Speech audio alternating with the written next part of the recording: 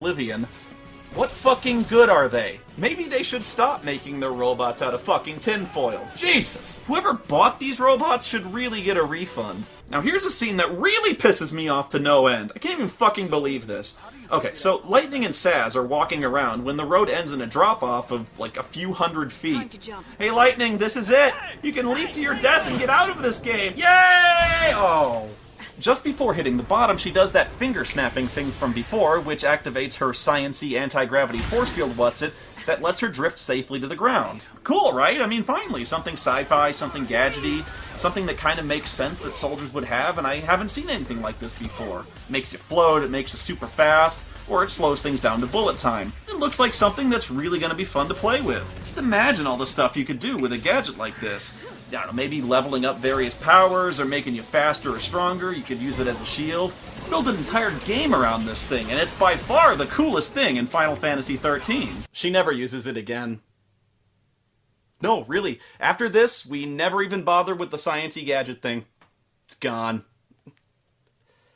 Are you beginning to see how... You don't need to be a fucking film student to figure out in how many ways this is fucking stupid. It's like whoever wrote this garbage had no understanding of the most basic, fundamental rules of storytelling. You don't do this! You don't put a loaded rifle on stage in the first act if nobody ever fucking fires it in the entire rest of the play! Otherwise, it's stupid, it's pointless, it's superfluous, and most importantly, it's a complete waste of fucking time! It's Chekhov's fucking gun, goddammit! And no, I know there's some Final Fantasy geek out there who's about to correct me by bringing up this fucking scene. Fuck you! This scene from way later in the game is not the same thing. Although, even I thought it was at first, because it sure confused the shit out of me.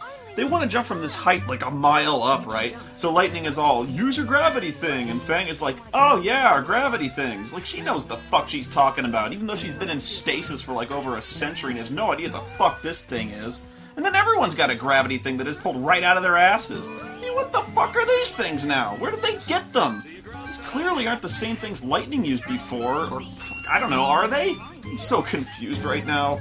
It turns out they're called gravity bombs, which are apparently not the same thing as Lightning's device, which is called a grav-con. The gravity bomb is like some kind of hand grenade the SciComm soldiers use to safely land when dropping out of an aircraft. Not that you'd have any way of knowing that, because neither device is named or even mentioned out loud at any time in the entire game.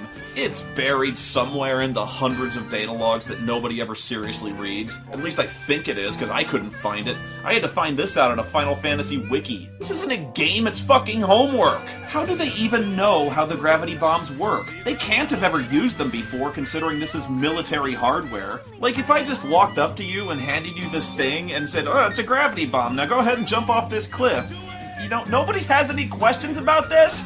Before we make a precision, extremely high-altitude jump none of you have ever attempted before? Okay, so everyone already knows how to operate this highly sophisticated and completely unfamiliar gadget that's the only thing keeping you from hitting the ground at 125 miles an hour? Okay, cool, see you at the bottom! Just look at this poor kid. Vanille doesn't know what the fuck she's doing. Nobody wants to point out the fucking on button to the kids, at least? I can't even make a call on somebody else's cell phone without asking how it works first. You'd think I'd want to try it falling at terminal velocity? And besides, why would you just hand something called a gravity bomb to a child with no explanation to how it works? You could have won me! Potentially hitting the ground at a speed that would have instantly liquefied your corpse if you hadn't used your gravity bomb exactly right? Ah, shit, I knew I forgot something. I'm sorry, it slipped my mind. She can do it, so can we.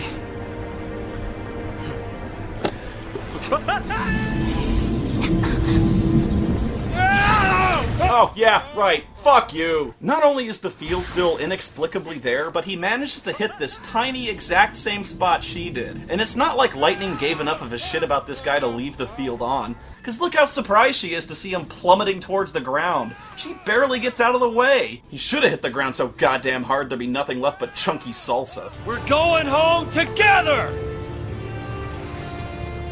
Alright, so after beating up Metal Gear, he rescues a bunch of refugees who wear really stupid robes. Some of them volunteer to fight with Snow, so he orders them, all of whom, by the way, are completely untrained in the use of firearms, to pick up a rifle and go to town. Alright, last one. Somebody take it. Yeah. Oh yeah, I can't see this going wrong in any way. Push comes to shove. Keep him safe. Mom?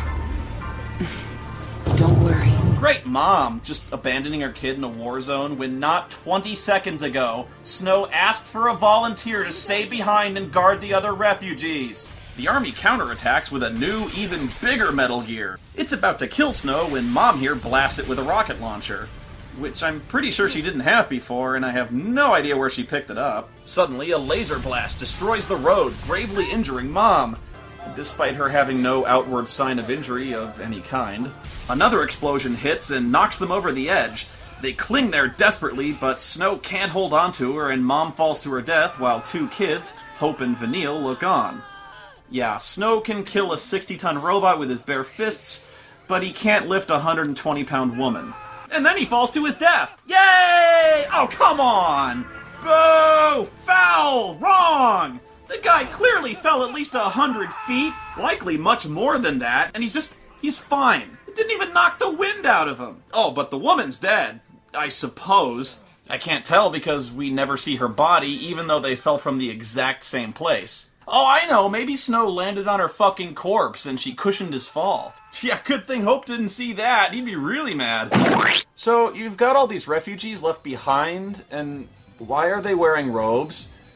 People wear robes in the future? Or is it just children because it'd just be stupid for adults to wear robes in the future? Why do parts of the robes glow? Is it like a future thing, the glowing robes? Do robes without the glowing dangly things cost less? What do the glowing dangly things do? They look really heavy and inconvenient to wear, so why would anyone want them on their future robe if they don't fucking do anything? Why do some kids have one glowy circle on their stupid head thingy and some kids have 5, or a bunch of diamond glowy shapes? Is that why people are rebelling against the government? Because of the fucking stupid robes? Do they make people wear the robes anywhere else? Because I don't think you see anyone else wearing the robes except on the train. So everyone who gets put on the train gets a glowing robe? Why? What does it even mean? I mean, if you're just gonna dump them on some planet to die, why would you bother giving them robes? Especially robes that glow and look kind of expensive because of the glowing parts. So once they're off the train, why don't they just take the robes off? I mean, these kids do, and they're wearing street clothes underneath. Is it because the pointed Russian dance shoes are just really comfortable? Do they slip on over your normal shoes? Because these kids still have their normal shoes. They're not in the pointed toe shoes anymore. Why would you keep wearing the huge puffy pointed toe slippers if you didn't have to? What in the hell are the glowing dangly things for? Dalid jelly, I get, it's a food or some shit, but the dangly things just seem fucking pointless. Why would they send the one guy with the remote control that can release all the prisoner restraints into the car with all the prisoners? You know, in case one of the incredibly dangerous Pulseless Sea that can wield powerful destructive magics decides that she doesn't want to be exiled and killed and then jumps out of her chair and kicks his fucking... Yeah, that. Wouldn't you keep the remote somewhere secure, far away from the train car full of desperate prisoners being sentenced to exile and death who have nothing to lose at all by attempting to escape? I think I might try to escape if I was about to be sent to a planet full of monsters who wanted to eat my face. I wouldn't even have to try that hard. Hell, I wouldn't even have to get up. I'd just fucking kick the guy in the nuts and smash the remote and boom, instant prisoner riot. And you don't even have to enter a code or anything to open the prisoner restraints? What if the guard just dropped it or fell down or something and accidentally smashed it with his ass? Every restraint in the train would just pop open? That seems like an obvious and easily correctable design flaw. Maybe the remote's to let prisoners on the train get up and take a piss. How would you go pee wearing robes that look so fucking inconvenient? Think of it, how did Jedis take a piss with all those robes on? How does Darth Vader take a piss with those leather pants and that codpiece thing? Maybe his wiener burned off. I can't really see Darth Vader standing at a urinal. Maybe he goes to pee in that isolation chamber thing, like that chair in the middle's actually a toilet. It would kind of explain why this guy looks so uncomfortable if he just walked in on Darth Vader taking a shit. That's pretty much what it's like being me. I just went on this huge, obsessive-compulsive rant about a minuscule, completely insignificant aspect of the game's art design that has nothing to do with the story at all, and everything you just heard was maybe 10 seconds of all the thoughts that run through my head. Pretty much all the time. I'm not even kidding. I cannot turn it off. I'm not even an hour into this game. I think I'm gonna die. But don't worry if it seems like I'm absolutely crawling through this game way too slowly, because after this opening scene, I can pretty much blow through about 25 hours of completely uneventful wandering and bitching. Hope the wires aren't fried. This game has more padding than a 13-year-old girl's bra. Anyway, Snow walks away from his drop of several hundred feet without so much as a limp or a bruised ass. Fucking Gandalf didn't fall that far in Khazad-dûm, and that dude's a wizard. And even he almost died from that. Oh, shit! Eventually, Snow finds his buddy Godot unconscious from the Metal Gear attack and slaps him awake. Come on, come on! Oh, come on, Godot. Would you move your ass, please? Get up! Time's a-wastin'! Stop being such a pussy, man. Snow fell off a fucking cliff and he's fine. What about the others? They didn't die. They couldn't have died. Godot, dude, you're fucking killing me here, because I'd like to finish this review sometime in the next century. But no, we're all just sitting here waiting for Godot. That's my time, folks. I'm out of here, but I'll see you in part 2. Am I still in your spot? Yes, sir. I heard that curtain. Jackass. Gotta get lost to grenade. I need them notice. How can you play so many shitty games when you pass out each deal on the drive? A movie director was party on crack. Spoony is the only ain't going back. Spoony experiment. Spoony experiment. Spoony experiment.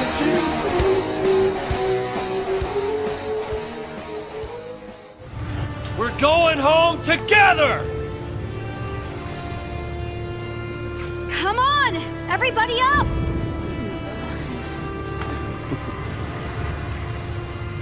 All right, lay low and you'll be fine. We'll clear out the area. Right. New recruits, on me!